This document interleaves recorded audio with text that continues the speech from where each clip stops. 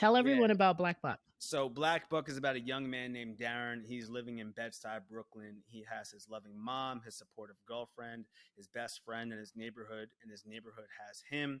Darren is also working at a Starbucks in Midtown Manhattan, 34th and Park to be specific. And one day, this suave white guy comes in and he says, "Give me my regular." But for some reason, Darren says no and sells him on another drink. This man, impressed, invites Darren all the way up to the 36th floor and extends an invitation for Darren to join his elite sales team. At first, Darren says no, then he reluctantly agrees, and he soon finds out he is not the only black salesman there. He's the only black person in the entire company. So he goes through hell and back in order to make it to the top.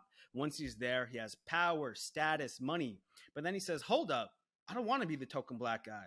So he launches a plan to help other young people of color infiltrate America's tech startup sales teams, redefining what it means to be a minority in the workplace. Beautiful. Based on a true story, your experience. Talk to me about how it went down for you. Yeah, I hesitate to say based on a true story because it's fiction, and that's the number one question people ask me around the world. Like, I was in Paris last month, and the first question is how much of this is real. So like I said How much earlier, of it is real? yeah, I Yeah. mean, when we first started talking, I was telling you that this is pulling from my personal experience to a certain extent, right? I worked in sales. I lived in Bed-Stuy when I was 21 on my version of the come up, when I was trying to break into this world of startups. I understand, the aspects of growing up as a black man in America. Of course, there was no research that had to be done in regards to any of those. But there are definitely many scenes that never happened in my life Oh, of that course. Okay. yeah, of course, right? And there are characters who could be based on a composite of people Can we say loosely based? Can on we my life. say yeah, loosely based or some experiences based? How would you describe it when Yeah, I you would when say for asked? legal purposes it's fiction, but it's Okay. Yeah, you're partially like, I don't want nobody to sue yeah, me. no, Yeah. it's partially inspired by my life. And Carrie, like when I was working with my publisher, I had to fill out a legal questionnaire. The book is set in the same building I worked in the same exact Yeah. building. The startup is on a different Interesting. floor, but there's some overlap that I did to make it easier on myself. And then I had to create a lot of differences between myself and the character and my own experiences and the experiences of these people in order to distance myself. Because if I was writing about my own history blow by blow, it would have been too close and I wouldn't have been able to write the story that needed to be written to reach people in the way I wanted to reach them. So Facts. when the book first came out, though, and people were asking me that question, I was straight up trolling them. I'd say, you know what? It's 27.3% real. And then another interview is 39.7. And then finally, some man from NPR was like, yo, don't play me. Like, I've heard you give out these different numbers in other interviews. How much of it is real? And I said, I'm joking around about it because it's hard to quantify. If you point to a page and say, Mateo, did this happen? I can tell you yes or no. I would be honest about it. But it's Yeah. hard to quantify on the whole. But what I will Okay. say is that 100% of what these characters feel are emotions that I felt in my own life. And I had to mine my own emotional history in order to imbue these characters with these emotions that would feel real and resonate with the reader. You know, the story that you tell, the fictionalized story that you tell, is overall very, very real for Yep. my generation, for your generation, for the generation behind us. The come up is a real thing for people who see the quote unquote American dream and want it, and really make deals with the devil or do what it Mm-hmm. takes to Mm-hmm. get to a certain place. I say this to you as someone who did that, right? And and in many ways I'm still doing that. I worked at ESPN and I made a lot of deals with the devil Mm-hmm. to become known and to have a platform. I Yeah. sacrificed my integrity a lot of times, right? What was the takeaway? Why do you think this book, because I'm telling you, yes, it makes sense, I hear it, but why this book in particular? Why do you think it registered with so many? Hmm. Because as you said, it reflects the reality that so many people have experienced and are experiencing. A lot of Yeah. people who read the book will write to me or speak to me at events and say, it was hard for me to get through this because that was me.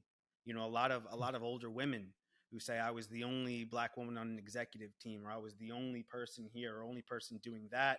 And it was hard to stomach parts of your book because it rang so true.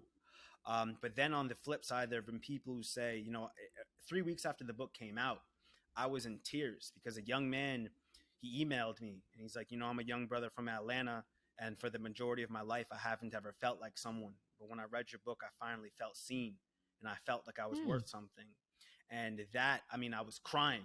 I was crying like 3 weeks after the book came out from that email. So there's multiple sides to the responses. But again, what I believe has ensured that the book is reaching the people it needs to reach in the ways that it needs to reach them is that it's just speaking so many truths. And it doesn't mean that aspects of the scenes aren't made up, but the undercurrent that's flowing throughout the whole novel from beginning to end is looking to reflect the reality that so many of us know, so many of us experience.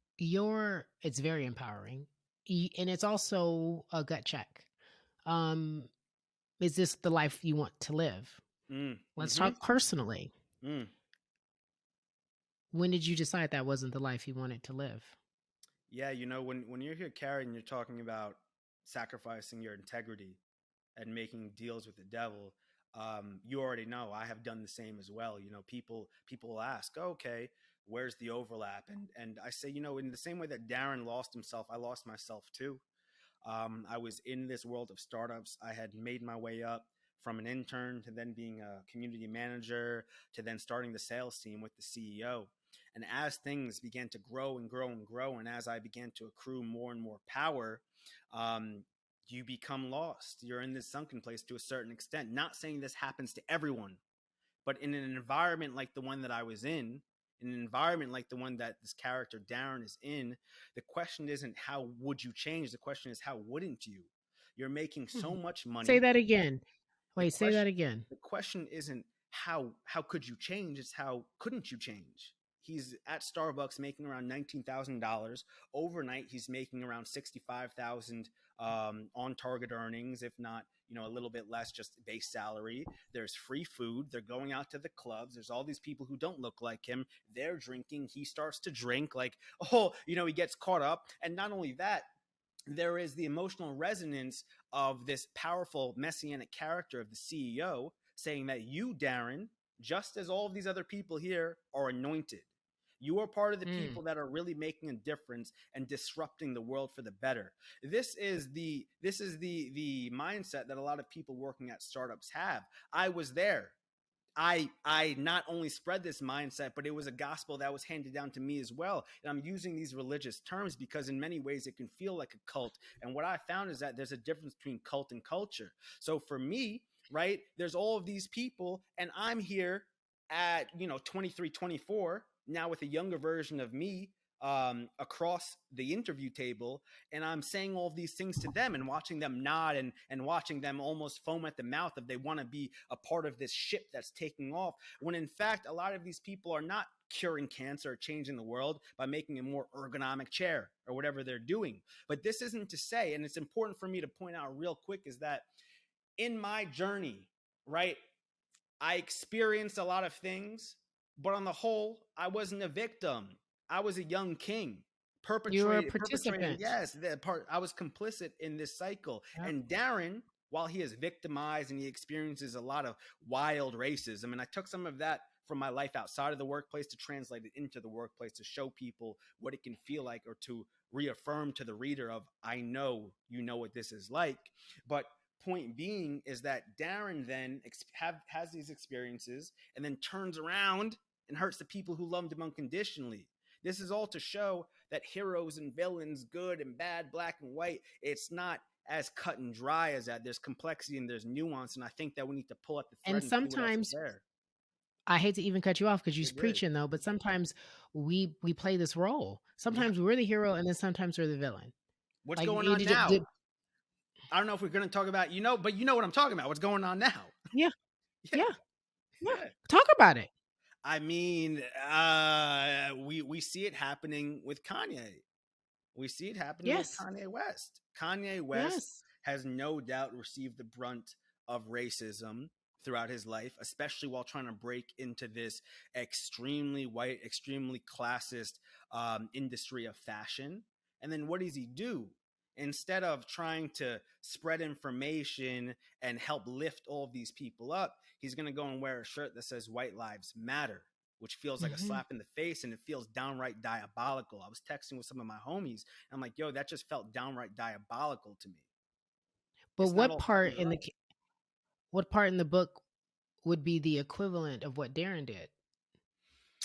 Um, He didn't necessarily wear a White Lives Matter shirt. He didn't he didn't do anything as necessarily. egregious, but he's complicit in. For example, there's a scene when the character of Rhett, the CEO, who is this messianic character, he's charismatic, he's traditionally, as Americans would say, good looking in like a John Hamm type of way, and the company is under fire for something that had taken place, and then Rhett hits up Darren, the only black employee, the only black individual working there. And it's important for me to differentiate between an employee and an individual.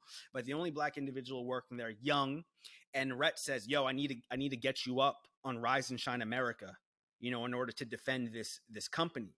And it's because what transpired was related to the murder of a young woman of color. So Rhett is using Darren as this shield in a way, and Darren knows what it is. Darren is not an idiot. He knows what's going on, but he's complicit because he believes in the mission of the company. So I'm not going to say it is the exact equivalent of him doing something diabolical like wearing a White Lives Matter shirt, but he's complicit in being a pawn in the way that so many of us are That's what I'm. used, right? Now, it's by definition, but if we're being honest, many of us are complicit. How many times have we been in a room as a black person and heard somebody white or somebody other say something that really just Mm, does not sit well with you, and we don't say anything, and we let their version of what they believe black is exist? But mm, you know how those black people are. You're not like that. You're not like them. But they talk like that. You know how but like I know. those black I people. know. You know what I mean? And we just sit there and we're like, mm-hmm, uh-huh. Or you hear them say something. Now, that's no longer the case for me, as I'm sure it's no longer the case for you, but it Not at takes a all. while to walk to that freedom. It takes a while to walk to that free stage and that free space and live in that space.